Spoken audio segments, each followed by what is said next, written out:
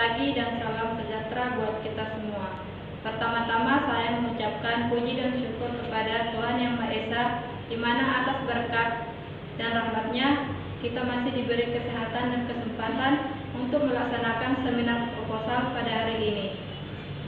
Baiklah, saya akan memperkenalkan diri. Nama saya Linca Situmorang dengan NIM 160121177. Adapun judul penelitian saya tentang implementasi teorema Bayes pada sistem pakar untuk mendiagnosa penyakit jantung koroner. Bab 1 Pendahuluan. Perumusan masalah. Adapun yang menjadi perumusan masalah dalam penelitian ini adalah sebagai berikut. 1. Identifikasi masalah. 2. Ruang lingkup masalah. 3. Rumusan masalah. 4. Tujuan penelitian. 5. Manfaat penelitian. 6. Sistematika penulisan. Latar belakang. Perkembangan teknologi informasi dan komunikasi ini tidak luput dari perkembangan di bidang teknologi komputer yang mendorong penggunaan dan pemanfaatan perkembangan teknologi tersebut secara luas di berbagai aspek kehidupan. Dengan menggunakan teknologi, penyakit pada jantung koroner dapat dideteksi dengan mudah, tentu saja dengan gejala yang diteliti. Identifikasi masalah. 1. Masih banyak masyarakat yang kurang menjaga pola hidup sehat yang dapat mengakibatkan penyakit jantung koroner. 2. Perlunya penanganan cepat terhadap pasien yang terserang penyakit jantung koroner. 3. Perlunya bantuan dari pakar penyakit jantung koroner melalui sistem pakar yang tidak membutuhkan waktu dan biaya untuk mengidentifikasi penyakit jantung koroner. Ruang lingkup masalah. 1. Penelitian ini membangun sistem pakar mendiagnosa penyakit jantung koroner. 2. Sumber data penyakit dan gejala dalam penelitian ini diperoleh dari Rumah Sakit Bayangkara Medan. 3. Sistem pakar mendiagnosa penyakit jantung koroner dengan metode Bayes dibangun dengan menggunakan aplikasi web yang dirancang dengan PHP dan MySQL. Rumusan masalah. 1. Bagaimana mengimplementasikan metode teorema Bayes untuk mendiagnosa penyakit jantung koroner dengan bahasa pemrograman PHP dan MySQL.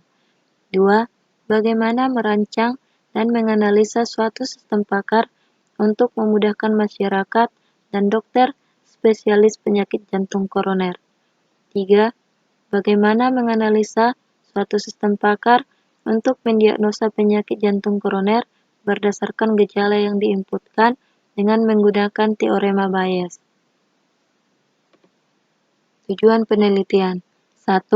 Dapat membantu masyarakat untuk berobat ke dokter spesialis jantung koroner tanpa memerlukan biaya yang mahal. 2. Dapat menganalisis faktor risiko penyakit jantung koroner. 3. Dapat membantu mendeteksi tingkat risiko penyakit jantung koroner seseorang dengan membuat sebuah sistem pakar sebagai media konsultasi terhadap seseorang sehingga dapat meminimalkan terjadinya serangan jantung yang mengakibatkan kematian. Manfaat penelitian. 1. Dapat menyelesaikan masalah dengan objek gejala yang diagnosa penyakit jantung koroner dengan pengobatan yang tepat. 2. Dapat dijadikan sebagai acuan dan tindakan pencegahan terjadinya penyakit jantung koroner. 3. Dapat mengetahui faktor risiko penyakit jantung koroner. Bab 2 Landasan teori. 1. Sistem pakar. Sistem pakar merupakan sistem yang berusaha mengadopsi pengetahuan manusia ke komputer agar komputer dapat menyelesaikan masalah seperti yang biasa digunakan.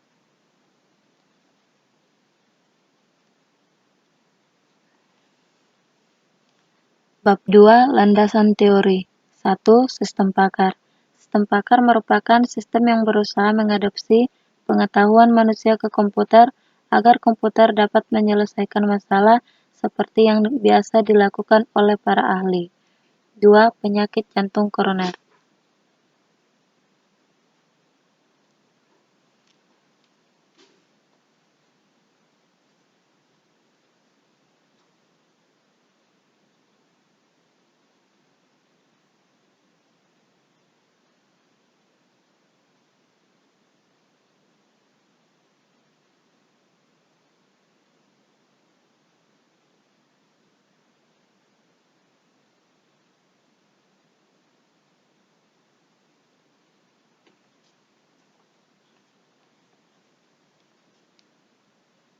Bab 2 Landasan Teori 1. Sistem pakar.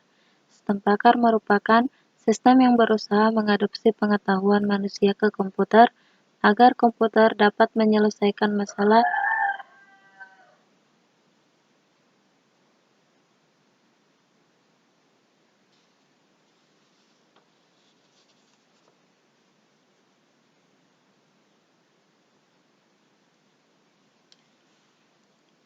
Bab 2 Landasan Teori 1. Sistem pakar.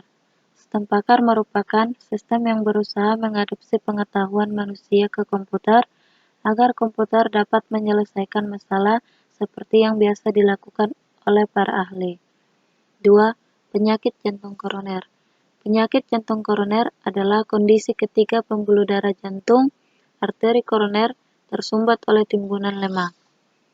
Pada penelitian ini saya menggunakan UML, yaitu bahasa yang digunakan untuk merancang, mendesain, serta menggambar arsitektur berorientasi objek, yang terdiri dari 1. Use case diagram, 2. Activity diagram, 3. Class diagram, 4. Sequence diagram. Bab 3 Metode penelitian. Uraian kerangka kerja penelitian. 1. Identifikasi masalah. Berdasarkan studi literatur yang dilakukan, maka ditemukan sebuah permasalahan yang selanjutnya dilakukan pemodelan dan pembatasan masalah untuk memberikan solusi dari permasalahan tersebut. Pengumpulan data. Teknik pengumpulan data yang saya gunakan dalam penelitian ini adalah 1. Observasi, 2. Wawancara, 3. Studi pustaka. Analisis data. Berdasarkan pengidentifikasian masalah yang telah dilakukan selanjutnya, melakukan analisis data-data yang akan diperlukan dalam proses pengembangan sistem pakar. Perancangan sistem.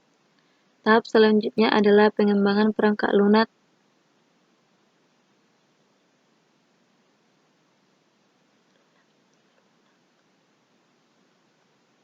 Bab 3 Metode penelitian. Uraian kerangka kerja penelitian. 1. Identifikasi masalah.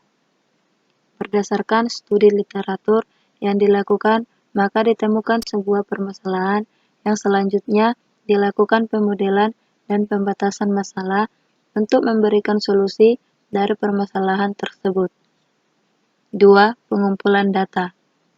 Teknik pengumpulan data yang penulis gunakan dalam penelitian ini adalah 1.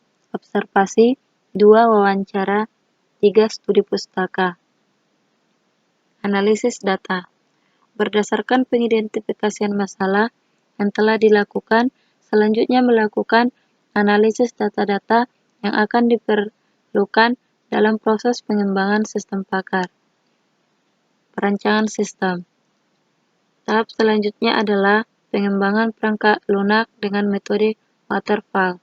Metode ini terdiri dari 4 langkah, yaitu analisis, desain, coding, dan testing. Pengujian. Tahap ini bertujuan untuk memastikan bahwa sistem yang dibuat bisa berjalan dengan baik sesuai dengan langkah-langkah yang ditetapkan dan menemukan kesalahan serta memperbaiki kesalahan yang terjadi pada sistem. 6. Implementasi. Bab 4 Analisa dan perancangan. Analisa, yang terdiri dari 1. Analisa data, 2. Analisis kebutuhan sistem, 3. Analisis sistem yang dibangun. Perancangan, yang terdiri dari 1. Perancangan sistem yang diusulkan, 2. Perancangan basis data, 3. Perancangan masukan atau input, 4. Perancangan keluaran atau output, 5. Perancangan antarmuka. Demikian presentasi saya. Jika ada tutur kata yang salah, kurang lebihnya saya mohon maaf. Akhir kata saya ucapkan sekian dan